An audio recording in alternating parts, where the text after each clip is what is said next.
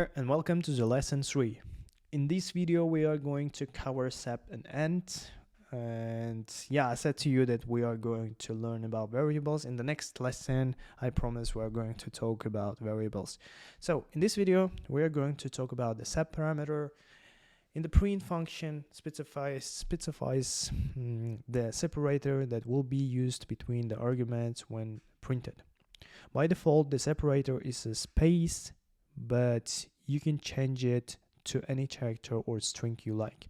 So it means we have a commas there, and separator already have a space between. If we print, let's print A, B, and C. C, and run it. So this is going to print to us A, B, and C and add space between, right? So it have by default, so print have it already, so we can change it.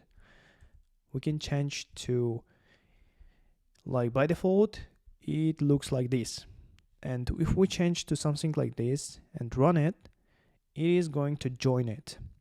So, and even if we add there some asterisk, like here in example, so you see output, that's the output, same output here, and we can add, so we can change to something like, to write something here like some message, maybe hello, and it will add between hello.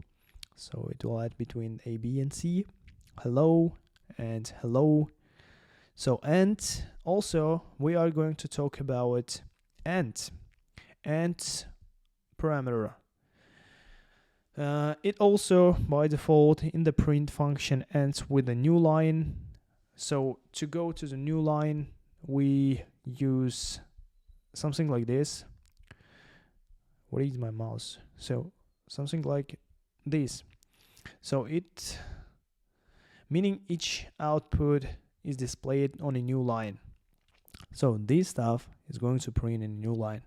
So however, the optional end parameter allow you to specify that will appear at the end of printed output instead of the default new line. So let's try here. Let's try to use it and here, and write in quotation marks something like, some mark maybe like this, and we can see that in the end we have this. But you can ask me, why do you add that here if we can do like this, right? But look, as I said to you before, if we copy it and let's run this again, because we have two lines there, what's going on? It's going to split them, right? Why? Because here by default we have this new line. So if we run it, it's going to print a new line. But if we change this, not like a new line, we are changing it to some mark, right? So now it's going to split it because we don't have a new line. If you want to add this in the end and also go to the new line, you are going to do it like this. I guess that was clear.